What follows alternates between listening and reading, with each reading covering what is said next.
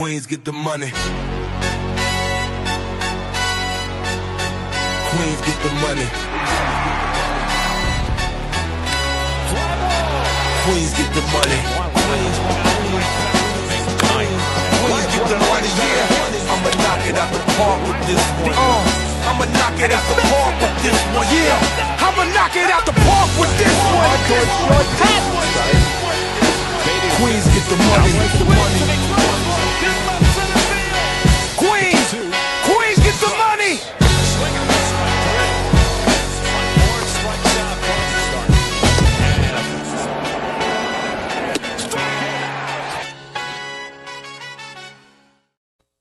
Welcome. We are live. Mm-hmm. Queens get the money. My name is Barry Grant Jr. That guy over there, Tom Greer. Hello. Doing good. I might be calm. I might be very serene and cool.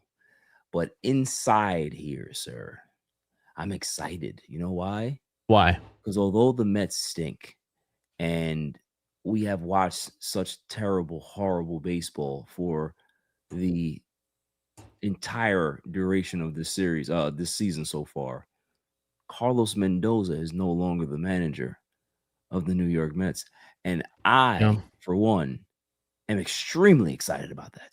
Extremely. I don't know if I would say I'm necessarily extremely excited because I don't know. I still don't know how I feel about Andy Green taking over the rest of the team, but we don't care about Andy Green, man. He's gone at the end. Andy Green doesn't care about Andy Green coaching this team.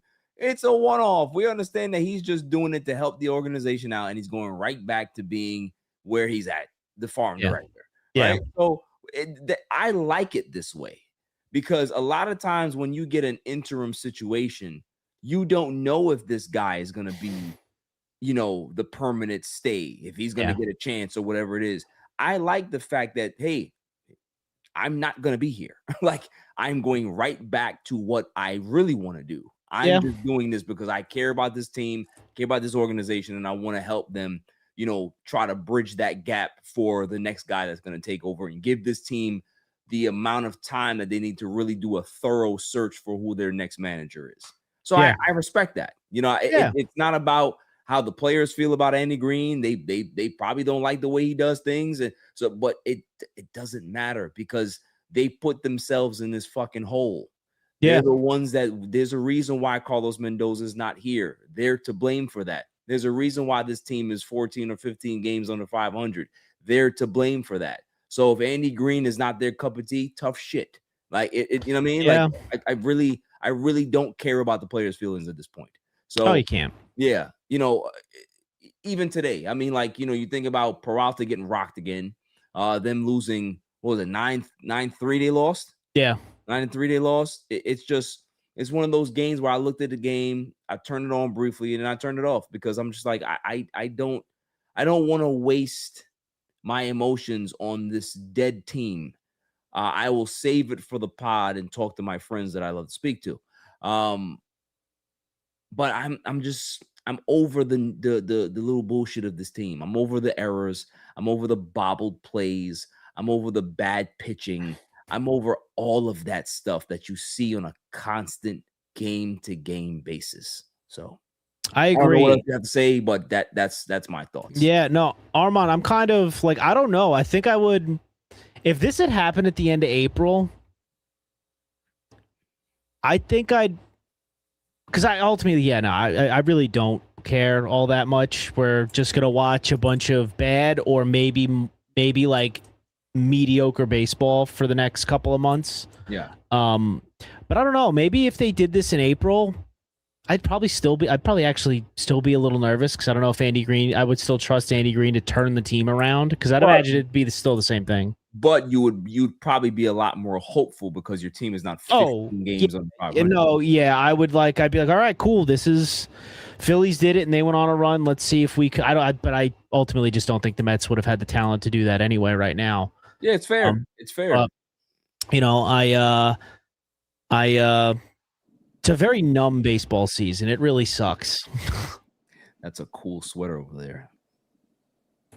That is pretty sick. She spends a lot of money on accessories and paraphernalia for the Mets. She does. True fan right there.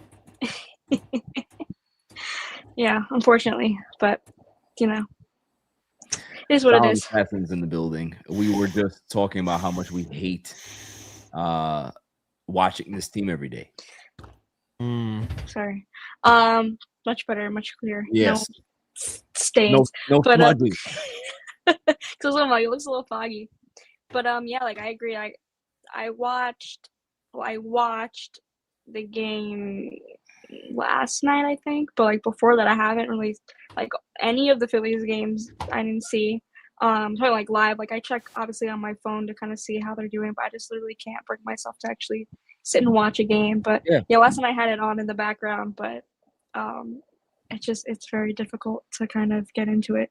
Yeah, I mean, look, I understand. Like I said, the only little bit of joy that I took from the last week is the fact that Carlos Mendoza got fired, because the craziness about the reaction is what got me, right? So we're going to talk about this. We're going to talk about Eric Chavez's EC3 pod that he had about Mendoza's firing, Stearns. We're going to talk about Steve Cohen having his interview with Joe Sherman and John Heyman today, which was pretty good. I heard some negativity from some fans, but after I watched the whole thing, and we're gonna go over it, I didn't see anything negative at all.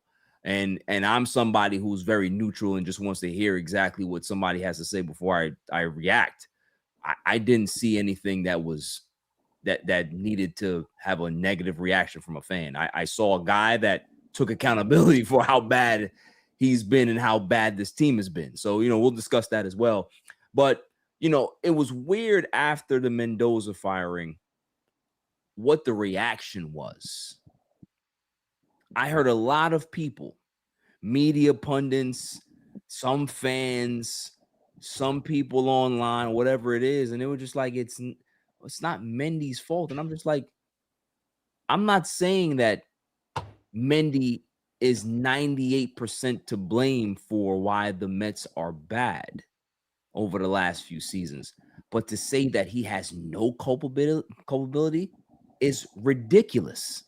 His in-game decisions were some of the worst decisions you can see in baseball. And the thing is, when he got hired, you expected that from a first-time manager in 2024. Okay, cool. He's going through his bumps in the road. I didn't like it, but you can understand it because he's never been in that seat before. It's something that you have to learn. Just like new players have to learn how to do things, rookie head coaches, rookie managers have to kind of go through their own growing pains as well.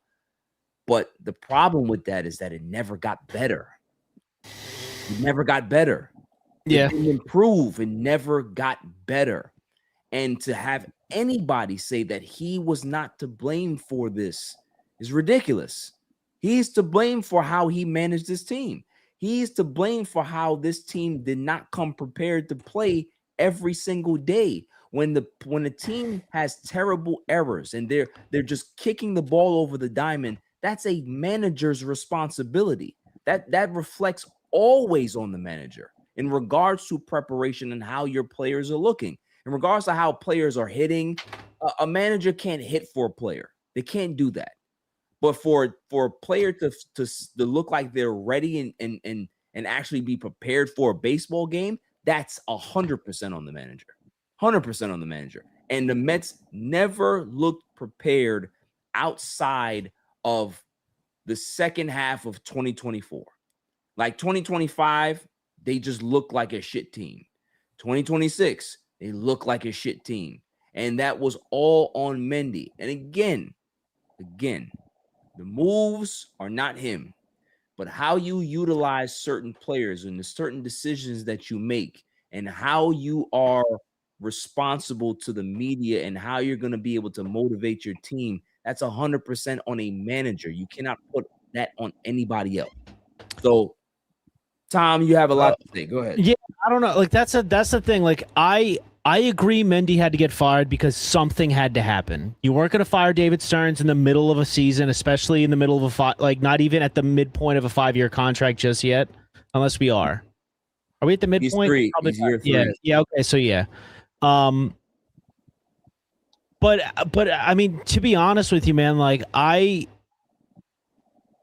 sure Carlos Mendoza has had some boneheaded decisions, but I mean, Carlos Mendoza hasn't really been given the full tools to win. I don't really think. Like, sure, this year it really sucks when the team's not playing well when you're playing on the diamond. You know what also sucks? Playing a bunch of guys out of position that aren't used to those positions. Like, that's crazy to me. I don't know how you could expect somebody to just gradually move to a different spot and expect it to be a seamless transition when you're going up against major league players. Like, that seems crazy to me. We all talked ourselves into it into the offseason. Hindsight's 2020. That was a dumb decision. Last year, the offense was cold in the beginning.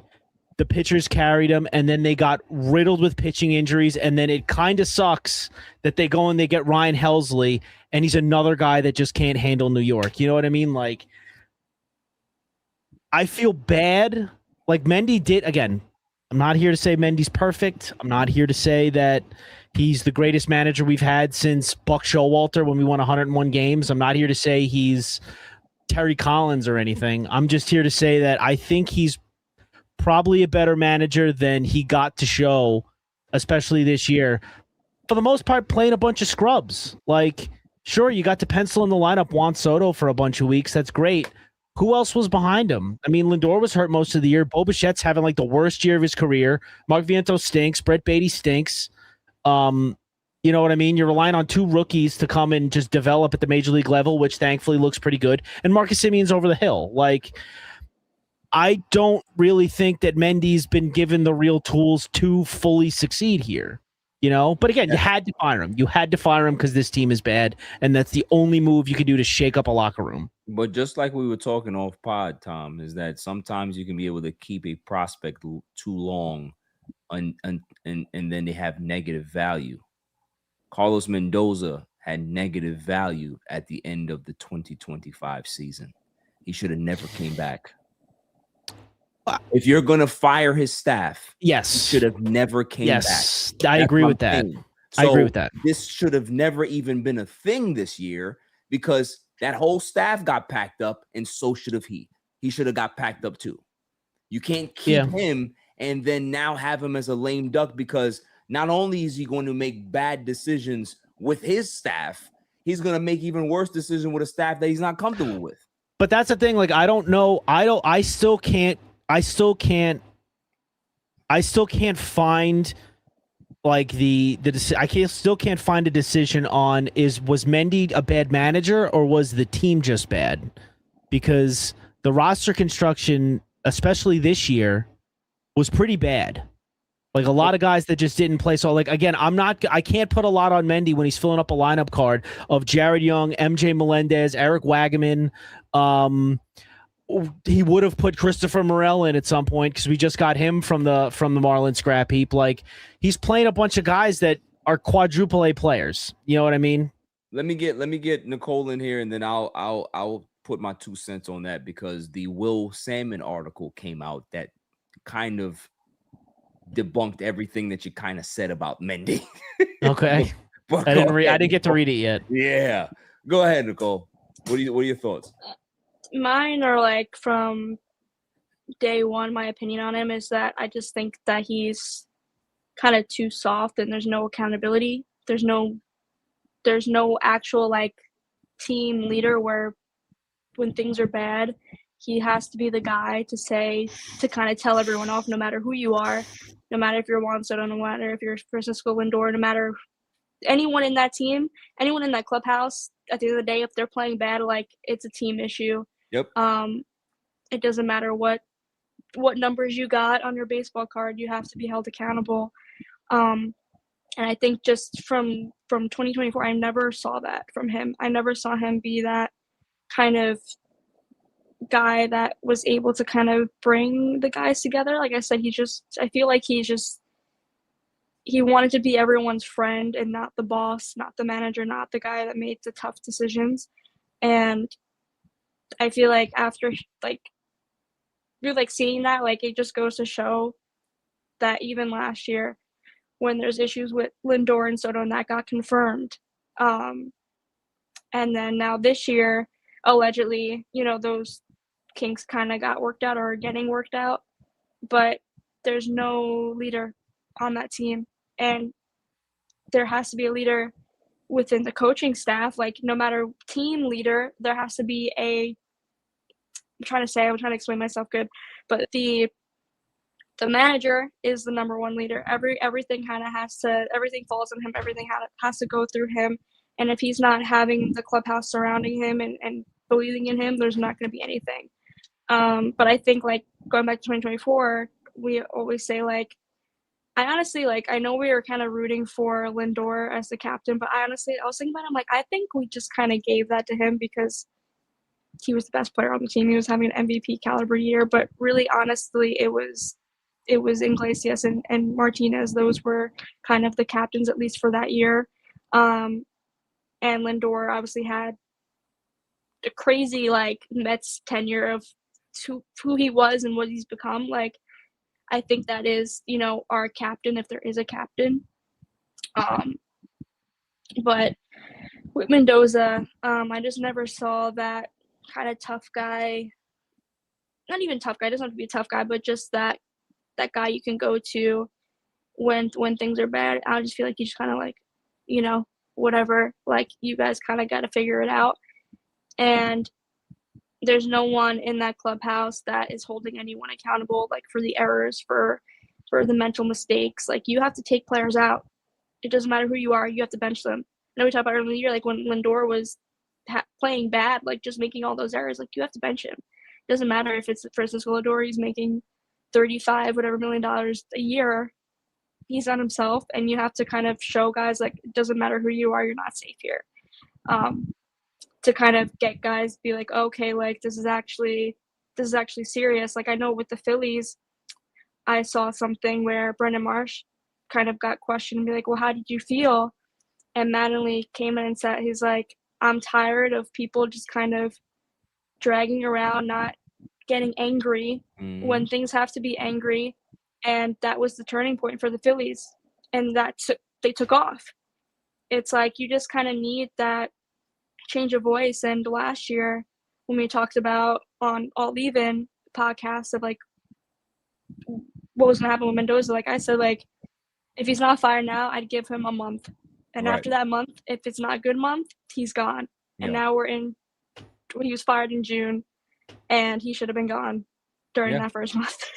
Yeah. I mean, look, you know, I was done with Mendoza by mid 24. I knew that he wasn't the guy. Now you can be able to win and have success with a talented team, even though you know a manager is not the guy. And that was my biggest thing with him, is that his lack of accountability, his lack of aggression when you have these high profile athletes that are kicking the ball around and not really taking accountability. Like we talked about it on the show. Mark Vientos would not play for Buck, saying the things that he said in the media. It just wouldn't happen. It wouldn't happen. Like he would never pick up another bat for him.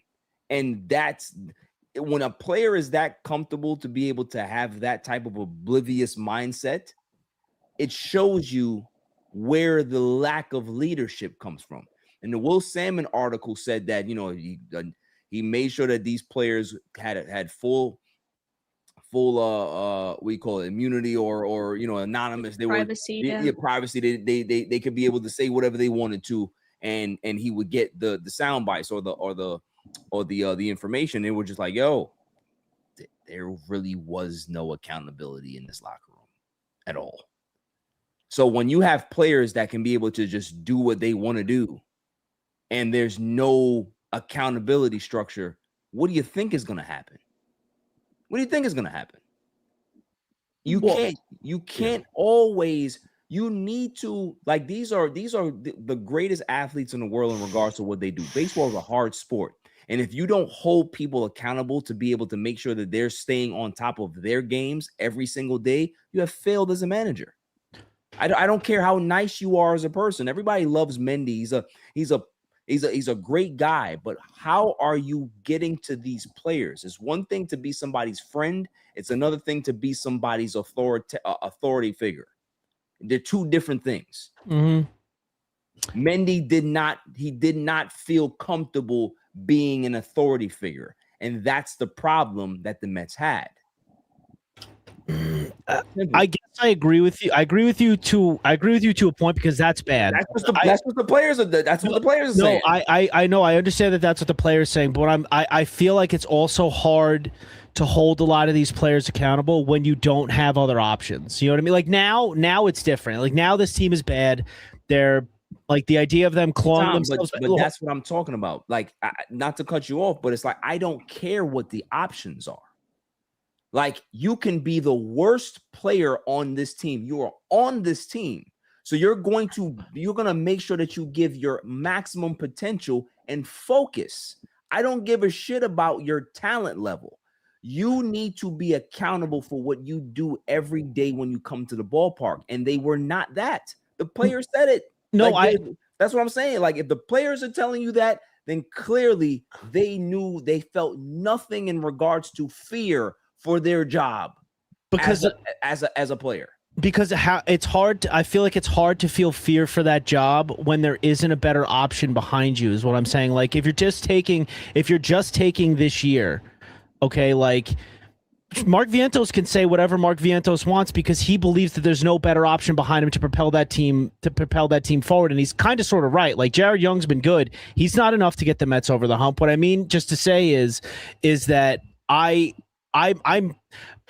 was I think Mendy, they were talking about it earlier in the week, that Mendy was the disciplinarian for Boone in the Yankee dugout as the bench coach. Like, he was the guy that had to go reprimand. One of the softest managers in baseball. I will say it until I'm blue in the face. I understand that Boone has his issues. I would have signed up for Mendy to be Boone with the Mets because at least I know the Mets are winning 90 games a year. Like, I understand like I said in the beginning of the year, I don't want to go down this. I understand that we all want the Mets to win a World Series. I am looking for the Mets to just be a competent organization that wins regularly, and then I'll start really having those World Series dreams. If I can be a team that is consistently putting up like high 80s, 90 wins a season, and like are in the playoffs back-to-back years, then I'll have those conversations. And you know how you get there, Tom? You start small. Agreed. By hiring the right fucking manager. But what I mean, just have anybody manage this team and expect that you're going to have success. Mendy was the wrong guy from day one. But what I'm saying, Aaron Boone was not the wrong guy from day one. He was the right guy for the Yankees. Mendoza was not. He was over his fucking sticks from day one. He should have never got hired. You gotta remember, Craig Counsell was the guy. But he didn't want to come here. Second option. He didn't want to come here. He didn't want to come here. Yeah. No, I agree. No, but you have to pivot. You had to settle for the fat girl that you didn't want to call 2 weeks ago. But if they didn't really believe in Mendy, I don't think they would have given him this role. But what I'm saying, what I'm saying is if you have a team that you're looking to be held accountable, you have to have a viable option behind them to make them scared that they're going to lose their job. The Mets don't have that.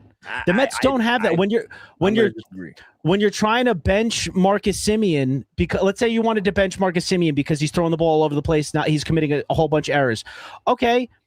When they're bad and it's over, okay, I get it. You know, bench him. Go for it. When you're trying to win baseball games, Ronnie Mauricio's not winning you a baseball game. Eric Wagaman's not winning you a baseball game. Like, Mendy, sure, you have to find a way to better police the players. You also have to have better people on this team to make those jobs not safe. The Mets didn't have that. Like, the Mets bench is again, Eric Wagaman, MJ Melendez, Jared Young's a starter now. Like, the team's just bad. Like, there are no good options to switch to earlier in the season when you're trying to contend, when you're trying to like win. You know, like there's nobody there to make them scared for their jobs. And who's that on? Again, even if there's no talent on the team, you're missing the point. If they're the only guys on the team, and these are my only players that I can turn to because there's no talent behind them. So that means that if there's no other authority figure in the building that's higher than me, I am just going to allow the kids to just run the asylum. No one's going to have any discipline because, hey, I don't have any backup here, so I don't have to be the disciplinarian. I just have to watch these children and not give them any discipline. You can't operate like that as a manager. Whoever is on your 26 man, you have to manage them like how you manage a monster all-star team, or if you have the worst fucking team in baseball. It doesn't change because at the end of the day, you are the manager. The players have to produce. And if they are not coming to work trying to focus on their jobs because they don't give a shit about their jobs, or they don't give a shit about kicking the ball around the diamond, that's a reflection on the manager, not the players, is what I'm saying. If your kid has no discipline, if your kid is going to school and being a dick, that's a reflection on the parent. Not I agree. That's what I'm talking about. It's not about the talent level of the players. It's about how these players are preparing to come to work every day. And there was no accountability for them to worry about even being benched or getting talked to on the bench or in the clubhouse. They don't have that type of accountability. So they're going to come to work and just do whatever the fuck they want to do. That's the problem, because that shit, I hate using Buck, but you can go back into any manager that we've ever had. You go Terry, you can go Bobby, anybody. You think that these fucking players can be able to kick the ball around and just don't care? Or no matter if they had talent or not, it's not gonna happen. They're not gonna come to the post game press conference or you know what I mean, and just have the same mindset every single fucking game when you're losing 12 games in a row. That's not what people want to hear. They want to hear somebody actually be a human being. Are you not upset? Are you not angry? Is somebody not throwing fucking coolers in the clubhouse? Like, what is happening to the point where these players are just coming to work looking like fucking zombies every day? Something had to change, and that's why the Phillies made the change. Maybe Rob Thompson wasn't terrible, right? But if his demeanor in the clubhouse wasn't what that team needed, then he had to go, because we know that we were going to get something else from the bench coach. We know that bench coach was not going to allow these guys to be able to have this mindset about not giving a shit. And this mindset of not giving a shit has permeated this fucking clubhouse even last year. Even last year. So that's what I'm saying, is that this had to happen last year or the start of this season, where Mendy wasn't supposed to be here. You should have started fresh. And that's the biggest problem that I had. You know what I'm saying? Because it's like you brought back the same guy that doesn't hold these fucking these players accountable. Now you have a new crop of players. What do you think is going to happen? The same shit is going to happen. It's going to be a rinse and repeat situation. And that's exactly what we got. Yeah, but I agree with you. And and Nicole, I am so sorry. I feel like I am bogarting this whole conversation. I just I agree with you. Like, I agree that Mendy had to get fired. I agree with you. They probably should have let Mendy go when they fired his whole coaching staff.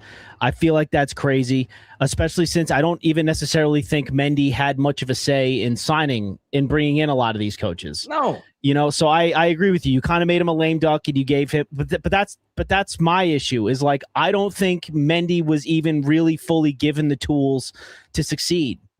Because I would agree, not this year. Yes, last year too. The rotation last year sucked.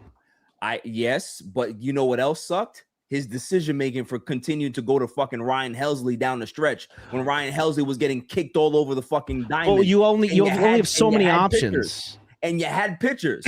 You have all of these pitchers, and you're using the wrong fucking pitcher. But you can't. You spent a lot. We were clamoring for them to make bullpen moves all year last year. They got two of what we thought were the best relievers on the market. You got to use them. You can't use every reliever every day, all the same day. He's got to run him out there. They put a lot of they invested in Ryan Helsley. He's got to run him out there to try to get something out of him. Like he's got to play the guys. I agree, Tom. Last thing before we kick it to Nicole, you have to play him, but you should have played Rogers a lot more than what you paid Helsley. That's what I'm saying. That the decisions, hindsight's 2020, but everybody in the meantime was saying it in real time. They were saying it. Why are you going to this guy when he's fucking tipping his pitches? He admitted it, and you're still doing it. Sit his ass and go to somebody else because you got arms. You have arms. Go ahead, Nicole. I agree. I mean, yeah, like. Just overall, like again, like I said, I feel like he was never the guy for me. I think last year he definitely. The Mets tried. I think with their trade deadline, with the bullpen especially, I'm like, okay, like they made some good moves. Unfortunately, it didn't work out. More specifically with Ryan Helsley, it just didn't work. And then they didn't get the right bat. They got Cedric Mullins. He didn't do anything. I feel like that was just a bad move.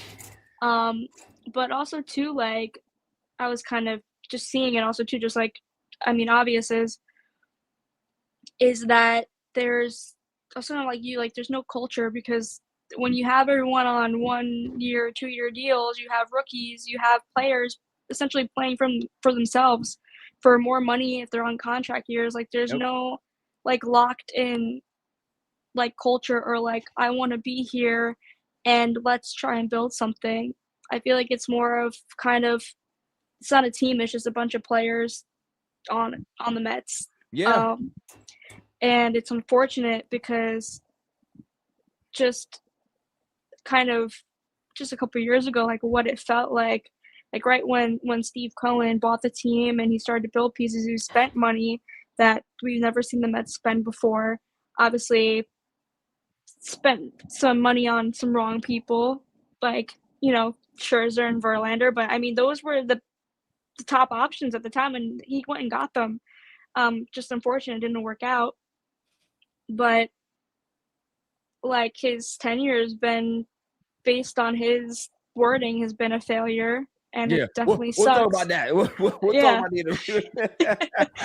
But, I feel bad for Mendoza, but I don't think he's ready for a manager role. I think he's good on a coaching staff. I think he's, definitely has baseball knowledge and whatnot. But as a manager, I feel like he still needs some kind of learning and he needs some he's got to tough enough.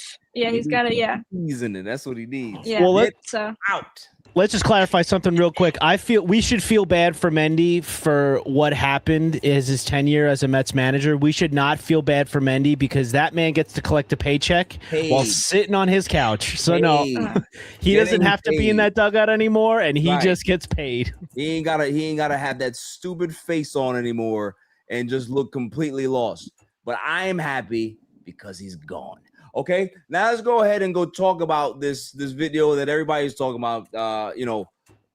Eric Chavez with his EC3 podcast talking about the firing of Mendoza and him criticizing David Stearns, saying that David Stearns is not the guy. So this is my takeaway from what I saw. There were some things that were just like, okay. And there were a lot of things that were just like, that sounds like a jaded lover, right? Because Epler hired him, which means that he's very loyal to Billy Epler. Whatever happened to Billy Epler when Stearns got there, I even said it. I don't know why Billy Epler wasn't retained. I don't know if he didn't want to have a lesser role under Stearns, or maybe there was something else. I don't know. We will, unless there's some reporting that comes out about that, we'll never know what the real answer is, right? But David Stearns retained Eric Chavez. He didn't have to do that. He could have cleaned the entire front office out, and he didn't. He kept Mike Pelfrey. He kept Eric Chavez. He kept a whole bunch of people in the organization because he didn't want to uproot everything right away. So for Eric Chavez to go out and say these things about the guy really just sounds like sour grapes to me. Now there's some things that he said in regards to like the Soto thing that said that, he went to Stearns and said something, hey, listen, I believe that Soto should be in the clubhouse or in the dugout with his teammates. It looks a little funny, blah, blah, blah. But I can also understand David Stearns' point of view. It's like, listen, that's Juan Soto. He'll figure it out. It's one of those things where it's a new kid in school. It's going to take him a little time to get adjusted, right? Like you don't force those things all the way. Can you sometimes? Sometimes you don't. Sometimes you can. But I just took away from it that he didn't really say anything that was like super controversial to me. Like David Stearns is a very analytical person. We all said this on the show that his personal interactions with people is not the best, and he's going to have to learn how to do that, or he needs a buffer, right? But Eric Chavez wasn't really good at his fucking job. So I don't want to hear about somebody who sucked at his job and then is very critical of a guy that has sucked at his job too since he's been here. You both sucked. So that's kind of what I took away from it. I didn't take much from it. Silent Assassin, what did you take from it? What were your thoughts about the EC3 pod? Yeah, when I first saw it, like I was like, oh, like he's definitely dropping a lot of stuff right now. Yeah. I like there was nothing he said that, like, for me, like I get like where you're coming from, but it's like I feel like it's not unbelievable. Yeah. Stuff he was saying, because like I know, because with the Billy Epler thing, like he got banned, like a 1-year suspension, right? I believe with the IL stuff. Yeah. Yeah. But it just like, even like then, like in the moment, I remember talking about it like with you. It's like, how is this even kind of possible? Like, I get it's possible, like, but it happens all the time. Why is he the one that got found out that then he got the suspension? So like him saying inside job, like, okay, maybe it makes sense, but still, like, it might be a reach to do all that. Yeah. But as a whole, like, he's kind of been speaking even before, like when he got fired last year, he's been going off on David Stearns, going on Instagram rants and whatnot. So I do like think he might just be kind of upset, potentially. I know he did say too, like, he never really liked the idea of having like an assistant hitting coach. Like he just believed that, he said this in the beginning of the year, like that one voice is better because you have players going to Jeremy Barnes. Was it Jeremy Barnes? And then him, like it was just two different like minds, and nothing really kind of clicked with them. So, but yeah, like with the Soto thing, personally, like I get it, but I don't like it, I guess. Granted, that time that he said like the Mets were hot the first 2 months when Soto was struggling, so I get like he's kind of in a new place. He's not happy because he's very critical of himself. He's not producing. So to go straight down to the batting cages or like whatever, the couch, I'm like, yeah, like I get it. Like you're not happy, but this is a team. You should be upstairs with everybody and kind of have the manager sit with him and be like, hey buddy, like we'll figure this out. Like Mendoza should have put his arm around Soto, not the assistant GM, whoever allegedly that is, downstairs with him. I think that should have been done upstairs, kind of the manager go to speak to his player and figure that out. So there's just like a disconnect there, and I get it's Juan Soto, but this is a team. It's not Juan Soto. This is the New York Mets, who Juan Soto plays for. So I think it has to kind of be like, again, no matter who you are, this is one mission. We all have the same goal, is to win, and we have to come together as a team and complete that goal. But I like to see drama. I'm a girl. I like drama, so I'm excited to see if he has anything more to say. The team. Yeah. And there was nothing like I loved it. Like, oh, like just keep speaking more hate. Even like I know he's getting bombarded with hate right now, and but it's some truth to it. I mean, we're not there, so we don't know everything. But I know again, Adam Onavino had some stuff to say too, like that he's not a good communicator. He has no real personality. So like this stuff makes sense to me. Could it be dramatic, over dramatic? Okay, you know, but there's nothing that was like, oh, like this. I don't not believe it. That it could be something that happened. So yeah, that's just my take on that. Yeah, Tom. Yeah, I'm kind of in the Armand. You say like the smartest stuff. I think he said, where was it?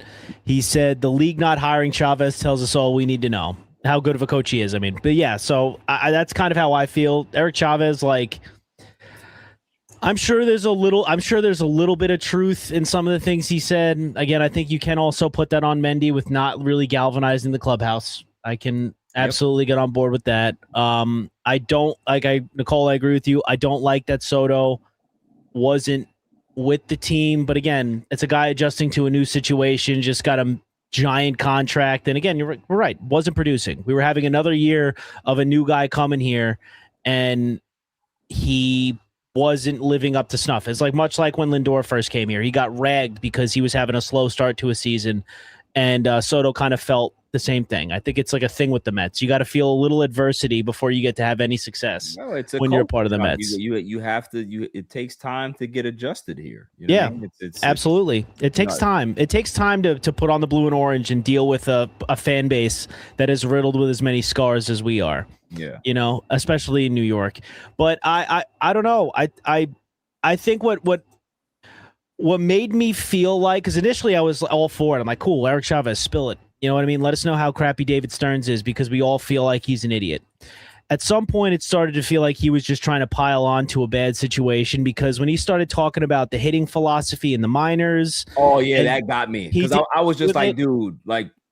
I was like, you know what? Why is it that guys on rehab can go down into AAA and turn into Barry Bonds, and then they come back up here and they forget how to hit? Like, Francisco Alvarez isn't having a great year, but he sucked up here last year, went down to the minors, started hitting crazy home runs again, came back up here, and we saw a little bit of a home run spell or a little bit of power spell, and he was right back to the Francisco Alvarez that was under Eric Chavez. Like, don't criticize me about guys wanting to hit home runs and pull the ball when you're talking to me about like being a slap hitter. Like, that's broken bat, broken bat. Like, that's not baseball anymore, guy. Like, I understand. Like, that's just not, like, we're trying to hit the balls out and we're trying to get good contact. Like, I'm not listening to your hitting philosophy because it clearly didn't work.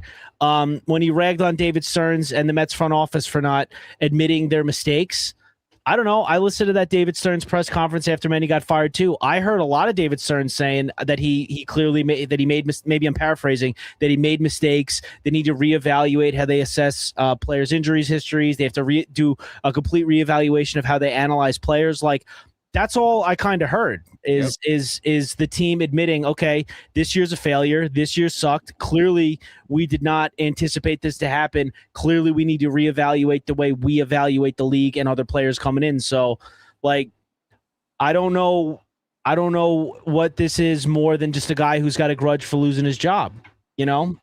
Yeah, I look at it like, and we'll put a bow on this because I have nothing else to say about Eric Chavez. It's kill the messenger, not the message, right? Like, there's some truth in what he said, but I don't give a fuck to hear it from Eric Chavez. I agree. Like, that's the problem, is that there's truth behind it, everything that somebody can say, but the credibility of the person that says it is the problem. Like, if Adam Ottavino was sitting there and doing that, you would take that a lot more seriously than a guy like Eric Chavez that's been trolling this team ever since he's gotten fired. Yeah. Right. So that's the part that I don't like. So yeah, there's truth in it. And we all know that, listen, David Stearns is not the sharpest knife in the drawer in regards to talent evaluation. He's a smart guy, But just because you're a smart guy doesn't mean that you really understand how to put a baseball team together all the time. And he's made those mistakes. So, we are aware of the type of person that we have, but it is what it is. You know what I mean? also think, though, I'm sorry, Barry. I didn't mean to cut you off. I also think that, like, the Billy Epler thing, where he was calling it an inside job, I'm pretty positive. Maybe my memory is not serving me right, but I think even when Billy Epler got hired, we were hearing that we had heard for a year or two prior they wanted a president. But they wanted Stearns. But Stearns was still with Milwaukee. He stepped down to more of an advisory role to kind of like ease his way out. So Billy Epler was a stopgap from the jump. I mean, like that only became like a what are we doing thing when the Mets went and won 101 games and then flamed out in the because remember Billy Epler came in the emergency after the Jared Porter situation. Yeah. So like I don't think that there was I think the Mets were like, if they weren't outright just flat out saying it, they were surely leaking that no, our plan is to go get David Stearns and bring him here. That was the plan all along. I think the plan was to keep Epler as GM and have Stearns be the president. So they were going to work in tandem together to be able to build this out, which would have worked. But I don't know what happened when Stearns got hired and Epler, clearly David Stearns is not a huge fan of Billy Epler's player evaluation because like he got here, Drew Gilbert gone, Luis Angel Acuna gone, all the guys that Epler traded for just get the hell out of here. Well, we're just preying on Ryan Clifford. Still has some Epler guys here still, you know what I mean? So who else is the Epler guy that's still here? Alvarez. Oh, Francisco, I forgot about that. Oh wait, he was an Epler guy? Beatty. No, Beatty was not drafted by Billy Epler. Mm-hmm. Well, if I don't think he wants to take Brett Beatty as a player evaluation kind of thing, because I think Ronnie too. Really, because Ronnie's been here since he was like 15. It could be less though. Maybe not Ronnie. He might be less. Brett Beatty was drafted by the Mets in 2019. That's probably Sandy. It's not no. You know what? It's my fault. Sandy is the one that put this stuff together. Still Sandy's picks. Yeah, that's crazy. Yeah, that's fucking crazy. Yeah, Sandy's picks. I misspoke with Sandy's picks. But I can believe that David Stearns is a terrible communicator. I could absolutely believe that. Yeah. I think that we've seen this guy. Yeah, McLean's Armand said McLean's the Epler guy. Yes.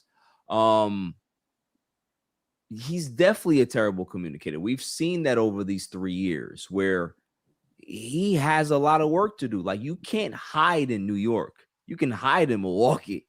You can't hide here. You know what I mean? And I think he's finally starting to realize that how he moves, you can't move like that here. Mm-mm. You know what I mean? Nope. Because they're gonna come for you. You're gonna get held accountable. Yeah, like I never seen the media come after him like that.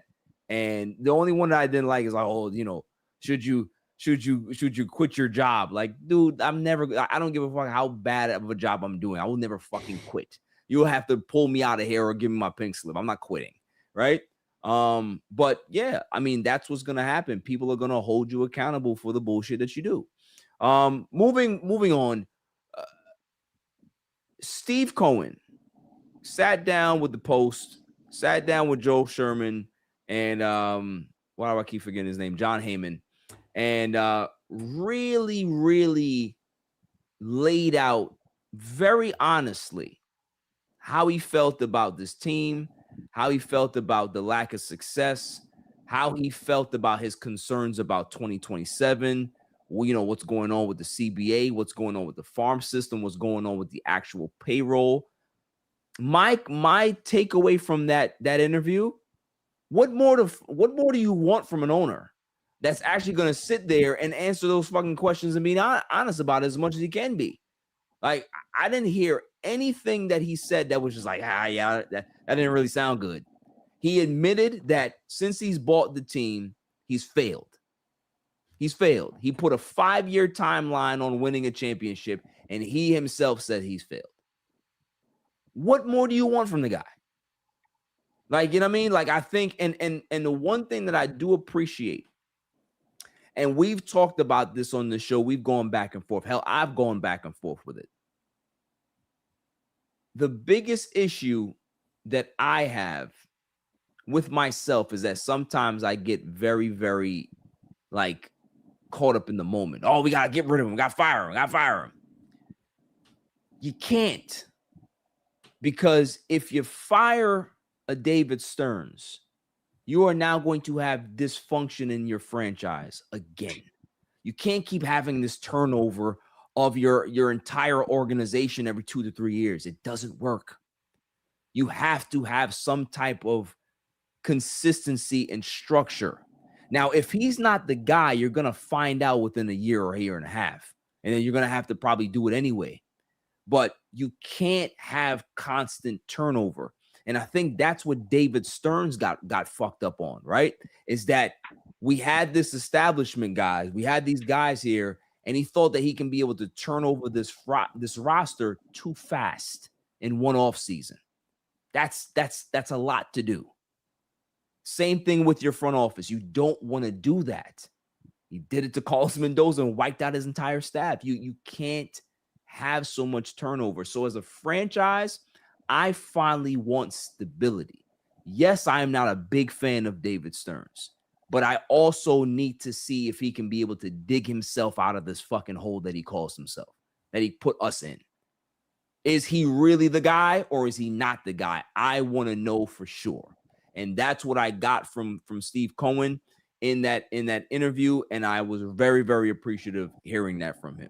So I don't know which one of you guys watched it, but whoever wants to take it after that, go ahead.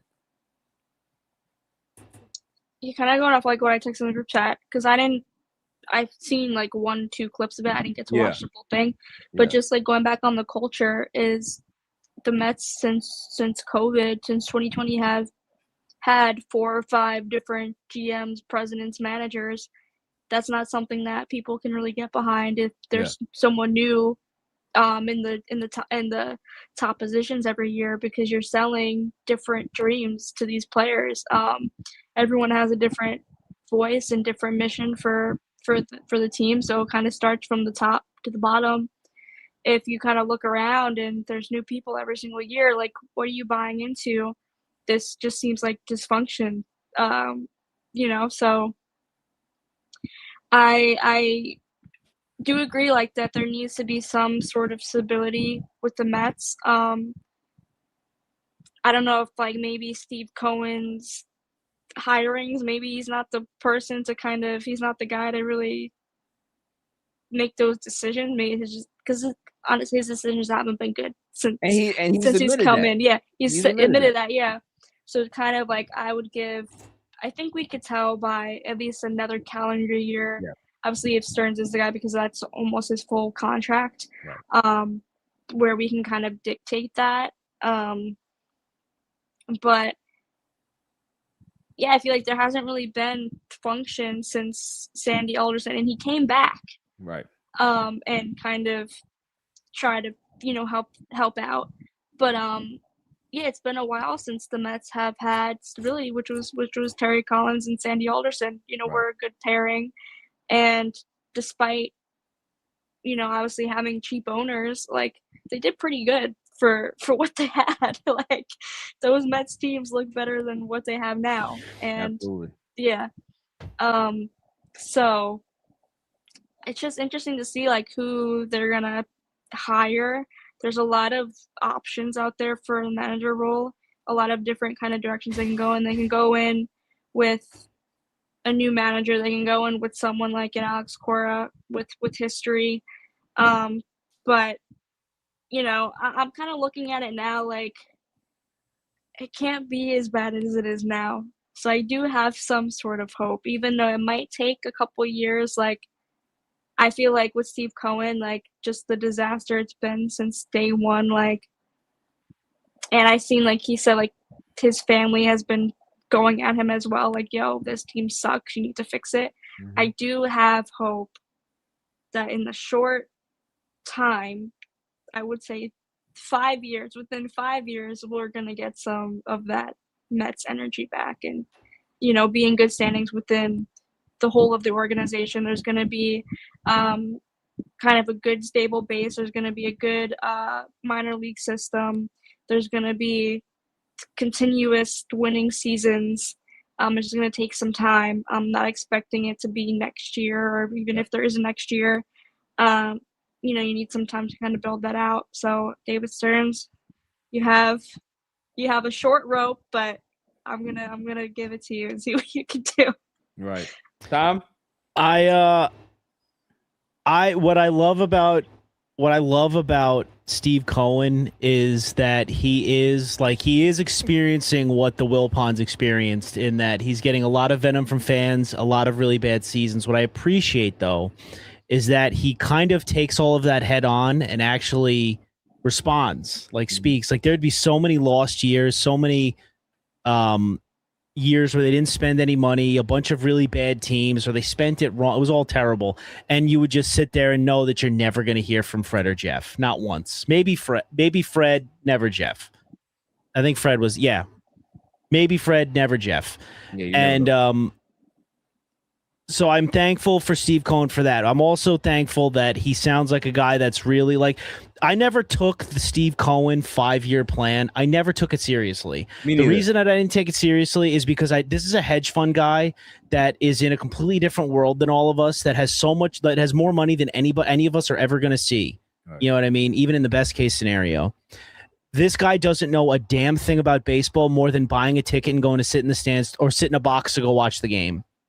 So when he comes in here saying, "Oh, I want to win in 5 years," the dude's a sports fan that just wants to galvanize his fan base. Oh my God, we have this guy with all of this money. He's going to come save us. He said 5 years. And also too, not to cut you off, he's a guy that has been very successful at what he does. So if he buys something and he takes something over, of course, I'm going to win because I've won my whole life.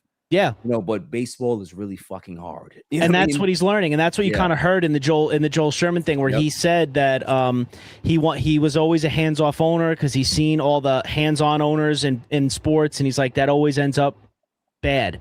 Well, he said that he's doing his homework now to try to be more involved. Not like he doesn't want to be overbearing, but he wants to know what he's talking about, and he wants to understand his business, because that's ultimately what this is for him. And again, I'm still confident that even with the comment of him saying he doesn't know about 2027 because of the contracts that they have, I'm confident Steve Cohen's still going to give the team the resources that they need, where I didn't in the previous ownership group. At some point, I didn't anticipate that ever happening. I am a little nervous about them saying him saying the 2027 thing a little bit, because it's like, okay, then we really have to sell. That means you really either extend Clay Holmes or trade his ass, get him out of here. Yeah, there's a lot of uncertainty there.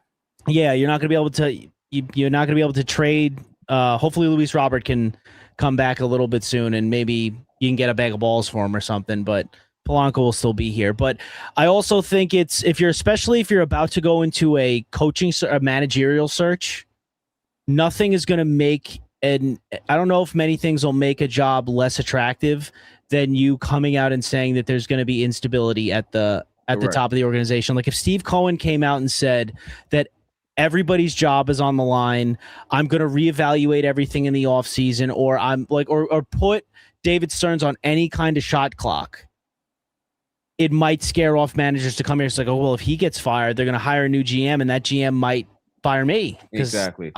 He want his guy. He's always going to want his guy, right? Exactly. So I think it was a smart move by Steve Cohen. He did kind of say, though, he left it open. He did. He said that nothing's to fit. He plans to let David Stearns finish out his contract, but he'll reevaluate things as they come. Essentially, I'm paraphrasing. Yeah. Exactly. Yeah. Like if we bring in a new manager and this team still stinks, and it's because the roster is constructed poorly and guys just aren't performing, and they're playing a bunch of guys out of position or that are just not fit to be at the major league level, yeah, David Stearns might get fired midway through the season like Mendy did this year. Right. That could happen, but he's not going to come out and say that, because we want Alex Cora to come here next year. We want Albert Pujols.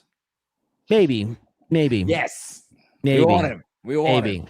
I think I want experience. Alex Cora, please be Alex Cora. But listen, you heard Alex Corus. He was like, "Look, man, Stearns is a good guy, baseball guy. Yeah. Love the organization. You know why he said that though. You know why he said that though. Of course, because he wants the job. Because he wants the job, but let's be real, he wants the paycheck. But he is gonna get it, and that's fine. Oh no, he's gonna he's gonna get it. But I'm just saying, like, anytime I see a manager or somebody come out here and say, "Oh, it's a great organization," usually that owner has a lot of money, and that's why it's a great organization. Armand, stop it right now. You stop it right now. Stop it right now. We are not doing this yachty thing at all. No. I'll take I do not want I don't want to root for the ops. I'm sorry. I've respected that guy as a player. I could never imagine the Mets hired. Imagine this is the nightmare coaching scenario. If they wanted to be hilarious, but they brought in Yachty as the manager, Chase Utley as the bench coach, or Chase Utley as the bench coach. Who else can I think of that would absolutely hate? Adam Wainwright as pitching coach. Andrew Jones is the hitting coach, which would hurt me a little bit, but that'd probably actually help. And who would be a good pitching coach? I don't know. Who would be a more infuriating pitching coach of rivals to hire? Would it be Tom Glavine or Aaron Heilman? Aaron Heilman. Aaron Heilman would be pretty bad. Yeah. But if you're talking like pitchers that we hated. Oh, then it'd be Ali Perez. Okay, you know what? Let me make it more specific. Like rivals from like rivals. Okay, rivals. What's his name? Oh my God, he called the Mets losers. Cole Hamels. I hated Cole Hamels. I wasn't a fan of Cole Hamels at all. He called Mets choke artists. Yeah, I think he said it in like 2007, which was on brand, but he was a jerk. He was a jerk. But no, Steve Cohen, again, at this point, still can do no wrong in my eyes. Like, sure, I appreciate you admitting your failures. But again, I'm fully confident that this guy's going to do everything in his power to try to right this ship. I have more faith in him. I'm okay with sign me up for that coaching staff. You really want to bring all the enemies in, bring in all the ops, and they'll fix us. Could you imagine if the ops were the ones that brought the World Series here? Unbelievable. I don't know if I could see Chase Utley in a Mets uniform. That would be very Mets-like, though, for like somebody so hated to come here and like, you know, reverse the curse. It'd be interesting. That would be crazy. It'd be interesting. All it took was Yadier Molina, the man that broke me in 2006. Exactly, that broke so many Met fans in 06. Comes back and delivers a World Series championship. If Yachty is a Cards jersey, won't happen. If Yachty gets hired as the Armand, I will promise you now, if Yachty got hired as the Mets manager, I'll buy a Yadier Molina Mets jersey. I will not buy a Cardinals jersey. That's just not happening. Yeah, no. I can't do that. We don't do that. And they were NL East rivals, weren't they? Weren't they in the NL East a year ago? I hate that. Yeah, but I mean, like, before my time, I hate the car. I think before my time. Yeah, that's when Keith was still there. He used to punish us. Yeah. You know, and now he's a Met great. You see how that? Now he's a Met great. He does still love him. You see what happened? Maybe we do need Yadier Molina. Maybe we do. There's history here. Okay, maybe we do. You know, we had the Cocaine Boys in '86. He came from over there. You know what I mean? Like this. Come on now. Oh, they did leave the National League in '94, so I was too. So I was alive for it for a long time, man. Final thoughts before I get out of here, because I'm gonna go watch Obsession with my wife. I bootlegged it. Me and Nicole have some choice words about the movie. I haven't watched it yet, but boy, oh boy, when I do, you're gonna get a phone call to go. Final thoughts, final words, my team. Still, like, I feel like it's multiple times now. I'm just waiting for the trade deadline to see what we can get in return. Like, I feel like it's gonna now, like, as time does progress, it's definitely less and less of good options that we can get back, just because of, I mean, Freddie Peralta has been miserable. What can you get from him? And I like how, going back to Cohen for a second, like, he got asked, like, well, what about Soto and Lindor? Like, are they up for, like, no one's touching them. Like that's, and he's like, that's not gonna happen. Yeah. So I guess to clear the air, because obviously before the season started, there was some noise of Lindor possibly being traded. I remember for like Tatis and some package there. Like I don't know. Obviously, there's no truth to it, but just people talking about it. I'm like, how are you talking about this? Like, it's not gonna happen. Yeah. So I'm just interested to see. Like, we have another month. Well, at the end of the month, for the trade deadline. Right? It's at the end of July or August. July, August. right? August. Yeah, So August. okay. So we still have some time for that. And I'm excited to see Soto get his All-Star, Just Mets do. first Mets All-Star. Just do. Because he's the only player that, even if he doesn't make the fan vote, he's automatically on the team because Mets have no one else to send. No, not a single person. That's it. Yeah. That's it. Tom? I don't know what I don't know what else to say. You know what? I am all tapped out. I'm still gonna watch for AJ Ewing and Carson Bench. I'm excited to see that Ryan Clifford's gonna make it in the Futures game. That'll be cool. Get to see him ball out a little bit when we get to the All-Star break. Much deserved. That kid has been raking all year. Yeah, I hope that when they feel the time is right, sell off as much as you can so you don't got to have that on the payroll next year. Sell them all. And I don't know. I have this weird feeling like I don't the Mendy firing, the David Stearns press conference after the Mendy firing was the first time that maybe I'm naive. I felt like David Stearns realized, oh, I didn't do a good job. This was bad. My process was not good. Like his computer processor was malfunctioning. Okay, I really have to fix this now. I was like, wow, this went terribly. ChatGPT or Claude, you fucked me. This is not working well. Yeah, so I think that they're gonna right the shit. I think that they're gonna reevaluate what they're doing. And again, please, for the love of God, manager, somebody with experience, Alex Cora. Please, everybody speak Alex Cora into existence. I understand he has his faults, but I want experience. I want experience, but I also want accountability and toughness, and he brings all of that. So True. That's what I want. Armand says, I think I should come on during the All-Star break. Listen, come on, and we can definitely have a conversation, Armand. We enjoy the last time he was on, so I have no problem with that. This was a good pod. We got a lot out. I got to shout at Tom. That was great. Really good. Nicole, she's always going to be the steady hand. And we got a lot of frustration out. Just not even really frustration, just more about clarity about where the organization is going. I think everybody understands now that that it's one of those things where we all want what's best for the organization, and the only way to do that is to acknowledge when things are not going right. Like we were one of those this whole team here when we started, so optimistic, even though we saw the red flags, still very optimistic, right? Because that's who we are. But you also have to understand when to be able to wave the white flag and say, okay, this has failed. This is not working. I don't, all that revisionist history bullshit that I heard. Oh, well, I always knew that this was going to fail. Bullshit. Because there was a lot of people around baseball that thought the Mets were going to be a 90-plus win team. And it didn't happen because that's sports sometimes. And you have to be able to admit your defeats, and fix it. So, David Stearns, you have a lot of work to do. Fix it. And make sure that you don't do try to reinvent the fucking wheel. Fix it the right way.